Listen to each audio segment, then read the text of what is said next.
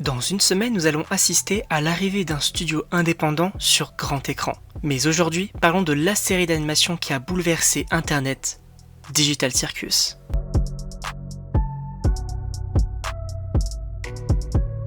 En 2010, un jeune homme nommé Luke créa sa propre chaîne YouTube. Il réalise ainsi des parodies animées de jeux vidéo et surtout sur Mario 64, comme à l'époque. Cependant, c'est son frère, Kevin, qui vit l'opportunité derrière le projet de son frère, créer des programmes indépendants sur Internet. Et c'est en 2020, soit 10 ans après la création de la chaîne, que les frères ont créé Glitch, une nouvelle chaîne YouTube et surtout un nom pour leur studio indépendant d'animation. Le pari était toutefois risqué, mais un an plus tard, leurs efforts furent récompensés avec la sortie du pilote Murder Drones qui connut un grand succès. Ils ne comptaient donc bien évidemment pas s'arrêter là, et heureusement pour nous.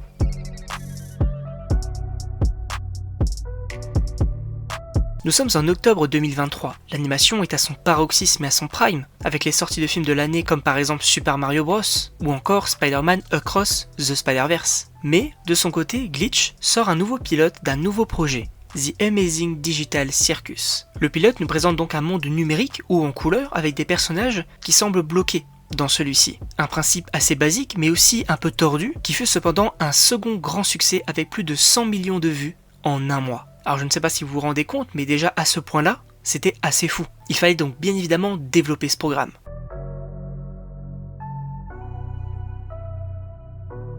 À partir de ce pilote, et en plus des autres programmes, l'objectif de Glitch va être donc de continuer sur cette lancée. Ils sentent qu'un beau projet peut voir le jour. Et ils ont bien raison. Mais les choses peuvent être compliquées car il s'agit d'un studio indépendant. C'est-à-dire que ce n'est pas une entreprise avec un grand budget pour ses programmes et ils ne sont pas en lien avec de grands studios comme Disney ou Warner Bros.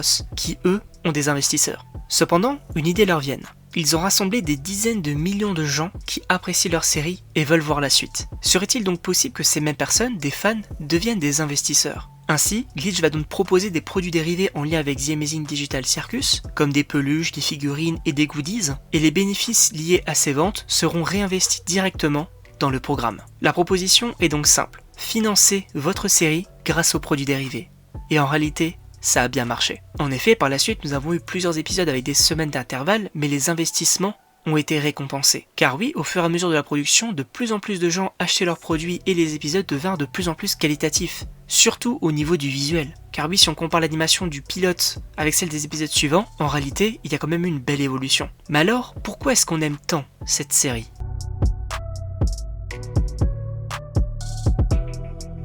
Alors avant tout, sachez que je n'aime pas cette série. Je l'adore, tout simplement. En effet, cet univers très particulier est selon moi hyper intéressant. Nous allons donc suivre des personnages bloqués dans ce monde numérique comme des sortes d'Hunger Games.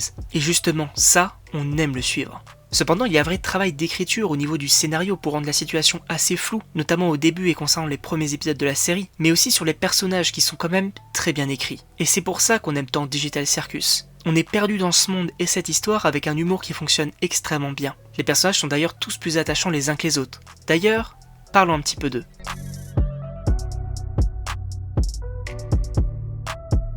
Il me semblait quand même nécessaire de revenir sur chacun des persos car oui, il y en a des choses à dire. Chacun d'entre eux va d'ailleurs avoir une personnalité bien marquée et va gérer à sa façon ce traumatisme. Tout d'abord, le personnage principal est Pomni. C'est avec elle que l'on va comprendre comment fonctionne ce nouveau monde, et c'est aussi elle qui va faire en sorte de sortir, ou en tout cas de s'y rapprocher. On s'attache donc très vite à elle. Nous avons également donc Krakata qui va l'accompagner. C'est l'un des persos où j'ai l'impression que l'on évoque le moins, mais pourtant elle est quand même très intéressante. En effet, elle va vouloir ce qu'elle n'a jamais eu, de l'affection, et par conséquent, être là pour les autres. Ça devient d'ailleurs un problème car elle se trouve souvent très vulnérable. On peut aussi évoquer bien évidemment Jax, le personnage préféré de quasiment tout le monde. Celui-ci est assez complexe à évoquer car on ne sait pas forcément grand chose sur lui, son histoire va d'ailleurs être développée la semaine prochaine, mais nous pouvons tout de même dire que Jax souffre. Il souffre de la perte de ses amis, il souffre de ne plus vouloir en avoir, mais surtout d'avoir fait ce qu'il a fait dans le monde réel, même si cela est pour le moment un mystère. Ensuite, nous avons Gangle, un personnage timide et rêveur. Elle représente littéralement la dépression. En effet, on entend souvent que les personnes dépressives mettent un masque afin de se sentir mieux. C'est une image un petit peu commune. Mais elle en a besoin. En tout cas, elle en avait besoin. Car oui, là où le paraître était son refuge et la seule solution pour elle, elle va faire le choix d'être ce qu'elle est pleinement. Zooble va d'ailleurs l'aider dans cette tâche et la concernant, c'était aussi compliqué. Son avatar ne lui plaît pas, ça nous l'avons tous compris, mais allons plus loin. Elle ne se sent pas bien dans sa peau. Et encore une fois, elle partage ça avec beaucoup de gens qui peuvent aussi s'y retrouver en regardant la série. Ainsi, elle va devoir accepter son corps et surtout surmonter cela avec ses camarades. De plus, nous avons l'un des personnages les plus sous-cotés, selon moi, Kinger. Il est extrêmement touchant quand on connaît son passé, et quand les autres ont besoin de lui et sombrent dans l'obscurité, lui leur apporte la lumière. On va d'ailleurs en apprendre beaucoup sur ce personnage qui a tout simplement créé ce cirque numérique, ou en tout cas, une certaine IA. Je veux bien évidemment parler de Kane, une IA défaillante qui a pourtant pris le contrôle de ce monde. Il souhaite ainsi remplir sa mission, divertir les humains et être aimé. Cependant, il ne peut pas concevoir l'idée qu'ils veulent partir, il n'aurait donc plus aucune tâche ni raison de vivre. Ainsi, tous ces personnages sont selon moi hyper intéressants et j'ai très hâte de les retrouver dans l'épisode final.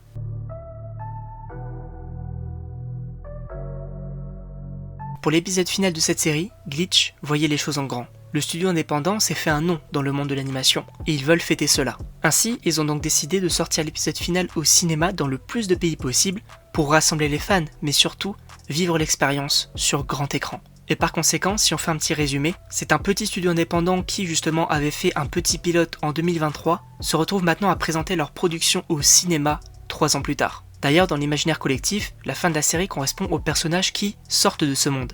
Et pour nous, c'est la seule et unique fin possible. Après tout ce qu'ils ont enduré, des mois voire des années enfermés dans ce monde, ils ont droit à une fin heureuse. En tout cas, c'est ce que nous verrons la semaine prochaine et j'ai d'ailleurs super hâte de voir tout ça.